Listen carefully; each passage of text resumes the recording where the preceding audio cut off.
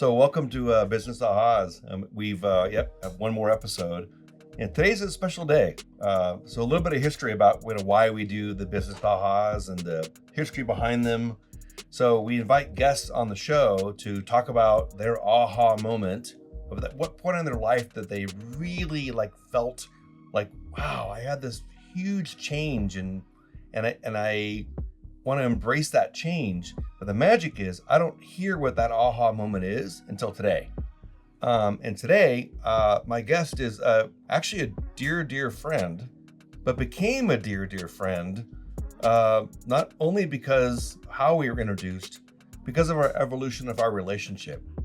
So mark these words. This is the very first time ever in Board Developers history, now into our 17th year. This is the individual that's been placed on more boards than anybody that we've ever placed in the history of our company.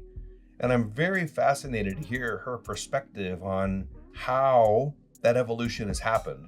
You know, after a 29-year career at Procter & Gamble in marketing as one of their leads, and how she led the marketing and the evolution, and then her shift in transitioning out of corporate America into being an entrepreneur, being introduced to me, heaven forbid.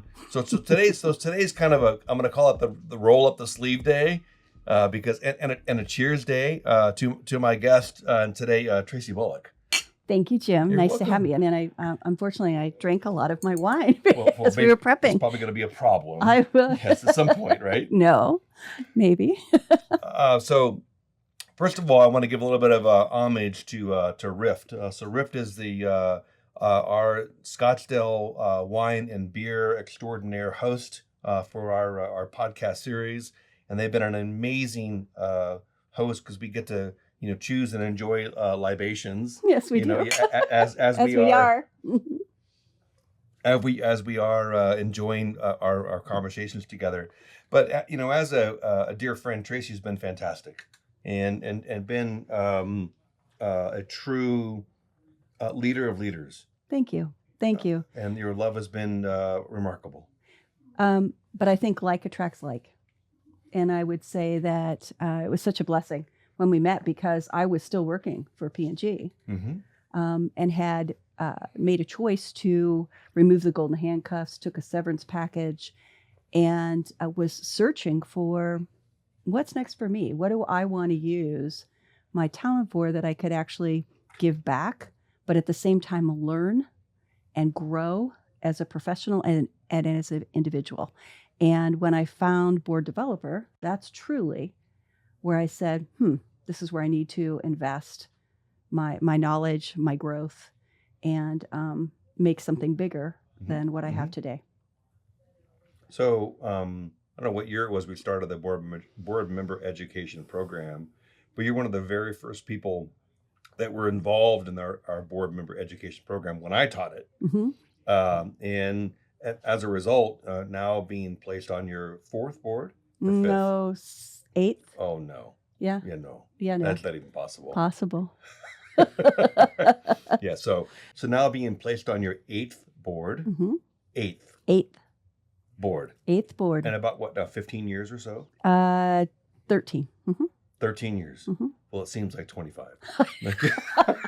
That's what my ex-husband said. Okay, so I am all ears, Tracy, when we start talking about what was that aha moment for you, and what was the evolution of what created this amazing experience for you to say, wow, I had never had any idea that X was going to happen in my life. Yeah, I want to take you on a very brief journey.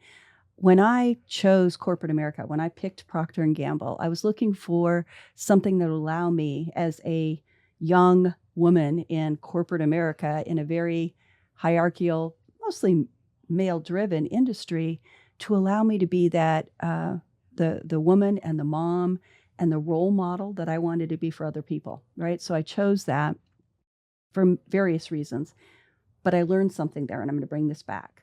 When I decided to retire from P&G, but I was way too young to not work, and I had too much left to give, and I'd already met you.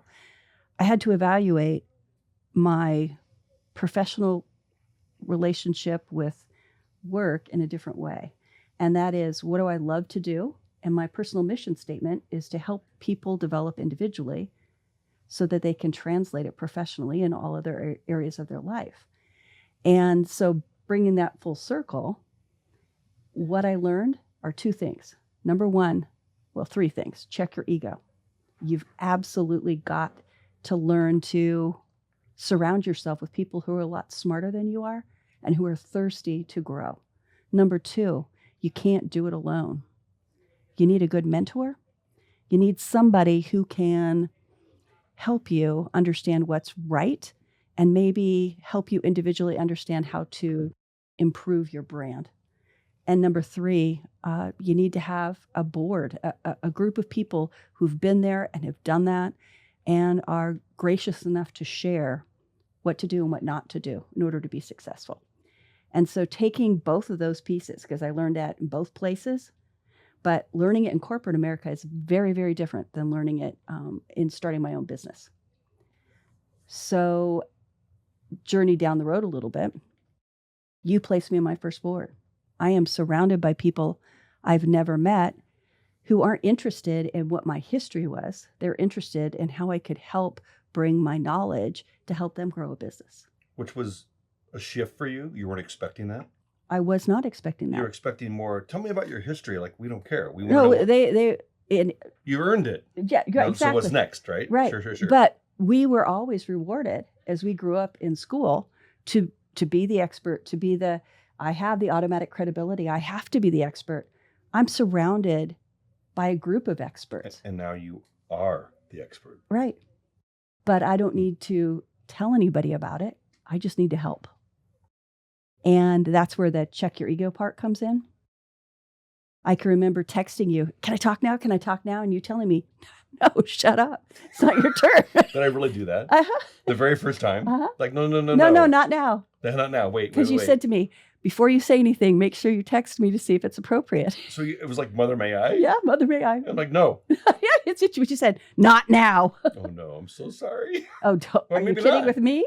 No, I needed to learn that. You need to learn, and you learn it. Of when, not now. Yeah, of when. Yeah. And it wasn't that the opinion, information, whatever wasn't valued. It's just you had more experience in a board setting, in a group of experts from different types of business, totally different types of industry come together when I came from consumer product goods. And a big company. But even so, I mean, we had business units and I ran a global business unit, right? But the pieces and parts were, I was supposed to be that single point of contact. And so I had to learn many different things that have enabled me to grow my individual business, 10-fold, 12-fold over time. Fascinating. Mm-hmm. So kind of circling back, how many leaders need to learn from a percentage perspective that haven't learned to check their ego? Out of 100? Yeah. 98. No. Mm-hmm. You think that's that high? Like that self-absorbed Not because dominance? they're arrogant, but because we are growing up in an environment that says, if you're going to run the company, you better damn well know what you're going to do. Right? Wow. And The Servant Leader, which is a great book, but servant leadership had a shift, but it depends on how old you were and how our let's call it business politic environment, political environment shifted with it. So the CEO always, as you know, sets the tone at the top, and how that disseminates to the bottom is interesting. So when I work with companies that say, "No, we don't have an employee box for what?" Yeah, I don't know, suggestions, or maybe they do and they check the box, but nobody ever sees it come to fruition, or they don't revisit it. I have an open door policy. Exactly, right. Between the hours of 1 and 2 o'clock, and my lunch goes till 1:30, right? Yeah, or 1:45. Or 1:45, right. Mm-hmm. Right. But I would say the younger the leader, the more open they are to feedback. Or in my case, my mentors were the people that changed my life. my P&G mentors were, some of them were only a year and a half, 2 years older than I was, but they impacted you. Oh my gosh, because they were in a different life stage. So one of them, to this day, he probably doesn't even know the impact he had on my life, but he got married right out of college, and he and his wife got pregnant right away, which was a surprise. I'm like, well, I know what causes that. Mm-hmm. Yeah, he did. But yeah, but you would think, right? But his perspective, because they had 3 girls, were all about how do you support people with a diversity of thought versus how you look. And he taught me the value of having strong sponsors to suggest me for a position, right? And this is corporate America. But translate that to networking with a purpose now that we're talking about entrepreneurialism. Mm-hmm, mm-hmm. If you don't go out to network to learn, not just to meet a bunch of people, because believe me, trying to create a brand called me after being in P&G, I mean, nobody cared that I worked for P&G for almost 30 years, right? Like, who? I don't care. Who? Yeah. Mm-hmm. They make, Tide and Downy and Olay. That's what they do. Mm-hmm. But having to translate that into, okay, I'm either going to be a drunk, I'm going to be fat, or I'm going to be broke because I'm going to 3 different networking events. By the way, there's nothing wrong with being fat, dumb, and broke. but I have a question for you. Yeah. Here's the right question. Back up the train 2 stops. Mm-hmm. What's the message to that 98%? What could be said to that 98% that makes them say, oh shit, she's right? I mean, if there's 98%, that means they're not listening. Yes. For them to be, checking your ego, because your ego is, I'm in charge. I got to make the decisions. The buck stops with me. Mm-hmm. Well, guess what, honey? Mm-hmm. So what can they hear in a sentence or 2 that says, okay, you're right. I need to go back and look at that. So I'm actually going to put it out as a challenge. When was the last time you brought a group of your executive leaders into a room, asked their opinion, and didn't give yours until the end? So that's the first challenge. The second challenge is when something didn't align, when other people agreed but didn't align with your opinion, how often did you delve down to understand more about why that was important to them?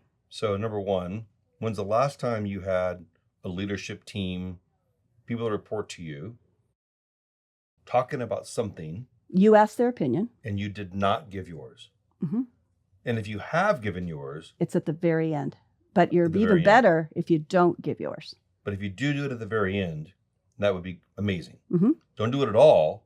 Even more amazing. Well, but they might wonder, like... But then they can ask. Like, whoa, what'd you think? What did you think? Right? But then we're not trying to impress the boss at this point. The boss is asking you, bringing you in. Think of DISC, S-style. Bringing people in to get their opinions on how something's going to involve both the employees as well as the environment. Mm-hmm. Right? So few CEOs actually take that to heart. Now, they ask the question, but... The best people I've ever worked with and for are the last people to share their opinion, but the first people to ask for opinions. So if they embrace the theory, like really basic shit, you have 2 of these and 1 of these. Right. So at least 100% more than this, you should be doing this. Mm-hmm. And as leaders, we don't do that. No. Nope. What's the next thing I'm thinking of? Where's my comeback? Where am I moving the ball to next? So I call that competitive listening. Actually, I learned this with Sandler, the business that, of course, I use for training. Right. Yeah. Mm-hmm. It's called the 70-30 rule. We should be listening 70% of the time and talking 30%, and the 30% damn well better be asking good questions, because we're not then anticipating it. But if that's active listening, right? Then there's passive listening where you're going, I asked the question, but I'm planning my grocery list. I don't care. Checked out. Or competitive, which is, I think their mouth's going to stop moving pretty quickly. And as soon as that sound stops, I can talk. Yeah. It's my turn. It's my turn. It's my turn. Yeah. So that 70-30 thing, if you ever record yourself in a meeting, which of course only in some states could you ever use that legally, and it's a self-improvement tactic. I'm not suggesting unless everybody knows that you do that. But if you were to record yourself in a meeting, figure out how much time you're actually listening versus talking as a leader when it's your turn to run a meeting, it's amazing. So why is that important? Well, let's bring in the mentor, the board piece. Mentors first. If you're asking somebody's opinion on how to improve, Listen. Not only listen, but be ready for their answer. Oof. Feedback's a gift, but sometimes I've said, oh, quit giving, right? It's not always easy. Because you get defensive. Yes. And so you have to come up with, and I'm big on this. You're like, why are you calling my baby ugly? Yeah, don't call my baby ugly. Yeah. But having those keywords, those things, so that if I say on one of my teams, we used to say the word grapefruit. If somebody started getting defensive or going off on so we wouldn't have to say, you're off on a tangent, right? It didn't cause that automatic knee-jerk response to being defensive. Instead, it was a recognition of, oh, I got it. But it takes such discipline to do that, right? So you said it takes discipline to do that. Is that a learned trait? Oh, yeah. Interesting. And then your second one, you mentioned the whole philosophy of having a mentor. How do you pick one? So I have 4 that really impacted my corporate professional life. And the first one I've talked about, the one who said, I'm going to support. Oh my gosh. Earlier you said you need to find the value in the sponsors. That was so profound because you have no idea of the ability for other people to carry your water. That is exactly what a sponsor does. And people don't know the difference between sponsors and mentors. But if they carry your water, yes, and they carry it effectively, they can say, hey, you need to talk to X.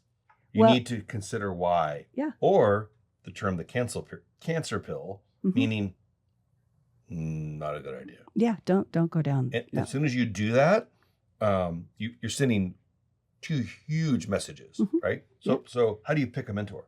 That makes sense. That was one. Now you have 3 more. Okay, so that's a sponsor, right? That's somebody who carries your water. A mentor can also be a sponsor, but a mentor is somebody who says, you say to him, okay, this is just like me. Teach me how to be a good board member. So in this meeting, I want to be valuable. And you say to me, good, then don't talk until I tell you no, you not can. Yet. Right.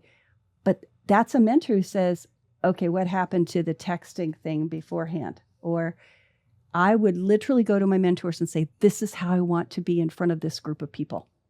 My objective, I want to present. This is how I want to come across. These are the 2 or 3 things I'm working on that we've identified are either strengths or maybe opportunities to get me to the next thing. So earlier when I asked you, how do you pick one? Does it just happen? Oh, no. You actually do pick. I actually actively picked. Actively, not passively. Not passively. I would say, you see that person over there? And you literally have to go way out of just your vertical space to, I know, scary, to go meet people, to go talk to different people, to go learn about what they do. And then you say, oh my God, that person's trait, both professionally and personally, I want to be that when I grow up. And it was different pieces of life. It was different pieces of profession. So that's how I had 4 over my almost 30 years. Wow. That's incredible. Yeah, but I literally would ask them to lunch and say, I want to be you when I grow up in this area. But you have to pinpoint it. These are the specific things that I so value, and I'm wondering if you could help me learn to do that. Did they embrace it? Oh, yes. All of them did? Yeah. Is the reason why is when you said, I want your help, that people love to give help and they want to help you? 98% of people want to help others, but when you tell them what specifically you're asking for, and you are deliberate and you're complimenting them on, I want to be like you in this area. You're not saying I love everything about you. You're saying this, I want to be you in this. I got invited to places I would never have been invited to. Fascinating. Mm-hmm. So now let's fast forward. 8 boards later. Mm-hmm. Board meetings. We got one next week together. We do. Thursday. Next Thursday. Making a difference in the room. What is evolved or made you now think differently than board meeting number 1? Mm-hmm. What would Jim say? I already know when to talk now. Like, what? He sits me. I think there's probably 2 things. First is I love to actually go last as we're giving opinions and doing that, because I like to listen to other people's things and either build on it or say ditto. I don't need to hear myself talk, Mm-hmm. right? But more importantly, especially as on a new board, I want to get to know people, what they do in their day jobs. I want to get to know them as an individual, so that I can, whatever I say, I can relate it to what they do. Because it's not about me, it's how I adjust, disc again, right? Mm-hmm. How I adjust what I'm talking about to what would make sense to them. So here's an interesting comment.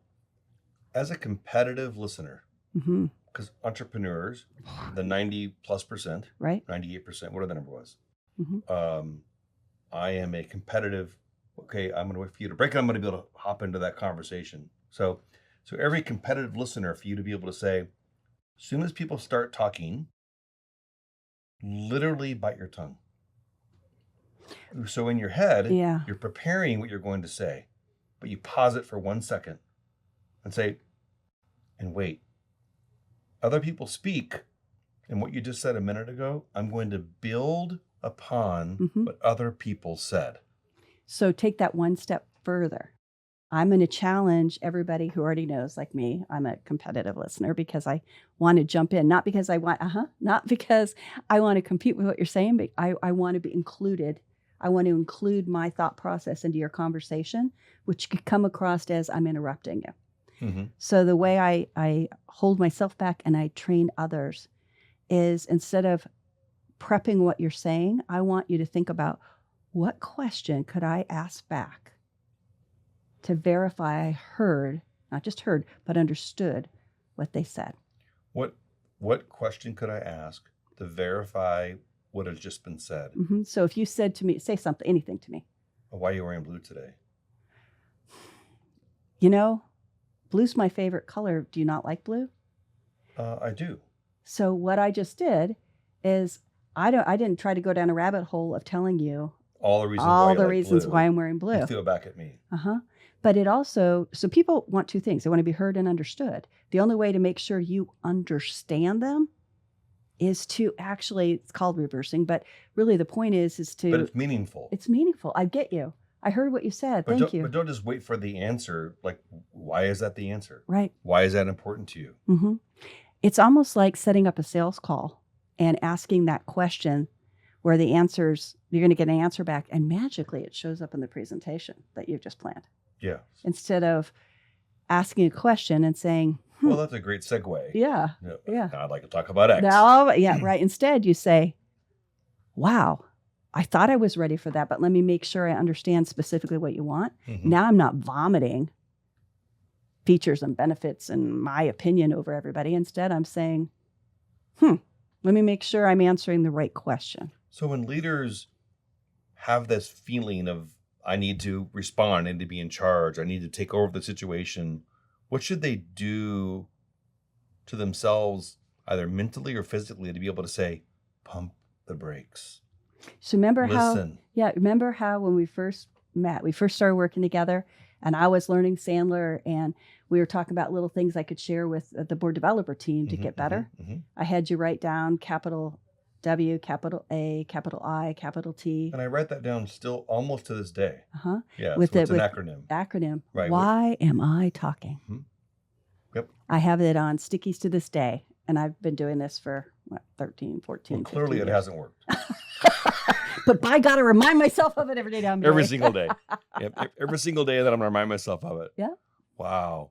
So those entrepreneurial listeners that can be introspective, can back up the train, can pause for a minute, bite their tongue, listen to the answer to build on what your response was going to be, Mhm. that's kind of the magic. It is the magic. And if you can embrace the magic, you will notice the difference yourself, and you also will notice the difference in your team. Yeah, take it to a board meeting, because that's, Mm-hmm. I mean, we're dear friends now, but we get to work closely together at board meetings. Mm-hmm. Think about when the board's sharing news that maybe is a little tough to hear. Mm-hmm. We've been on a couple boards like that Mm-hmm. together. Mm-hmm. And instead of getting defensive, the CEO or the person receiving that feedback, if the coaching is, which you guys always do a great job of, I want you to hear it, but before you respond, I want you to clarify why that was important to share and what they think they can do about it. Talk about not only valuing the board members, but also valuing the advice you get. Mm-hmm. They're there for a reason. Mm-hmm. So why discount the advice? And it may not be what you want to hear, No, exactly. but it's probably what you need to hear. Well, listen, if you want to hear something and you want a board and you want to hear something, get all your family and friends together and put them in a We're room. not family. Right. But you know what I'm talking about. Sure. You got to surround yourself with people who aren't yes men. Mm-hmm. And the way to do that is to, employ somebody who knows more people than you do. Wow. To find those experts in the areas that you need at that time to grow. Tracy, this has been remarkable. Thank you. Thanks for having me. This is fun. I mean, the evolution of a conversation. Yeah. Unplanned. Mm-hmm. I mean, I love you. I love you too. I mean, the evolution of a relationship now for, we're approaching 15. upwards of 15 years, Mm-hmm. and how that evolution has happened, and watching you in board meetings and watching you grow and watch you be a leader has been incredible. To be able to not only see you perform and give these lessons, and how many times have I said the reverse funnel, right? Yeah. Till you want to stab me in the jugular. No, I actually I had to have sutures. I was stabbing myself in the neck from, you'd have to embark the reverse funnel. Yeah. But I genuinely enjoyed the journey. Thank you. Thanks for having me. And I look forward to the next 15 years. Thank you, sir. Yes. Yeah. Yes. I will see you next Thursday. And you will see me next Thursday. Yes. As opposed to see you next Tuesday. At 10 o'clock. So, hey, everybody, that was incredible. Having Tracy on the show, talking about her experiences. And I mean, for me, being kind of hit as this, she was the expert coming in, but was not viewed as knowing that she was the expert coming in from a marketing perspective as an organization. And when she made the comment about checking your ego at the door, and she said that was like a high, like 98% of individuals that like do not understand what check your ego at the door means, to really embrace that as a leader. I mean, bite your tongue or effing tongue and like listen to your team and then pause, think of how you're going to build on those answers and how it's going to make a difference. She made that comment about her very first mentor about understanding the sponsors for you. If you tell people you're a great person, you're not a great person. You're a used car salesman. Mm-hmm. If somebody else tells you or tells somebody else that you are an amazing leader, they're going to believe that, and they're going to trust the fact that what is being told. And her comment about being a competitive listener is probably one of the most profound things I've ever heard in my entire life.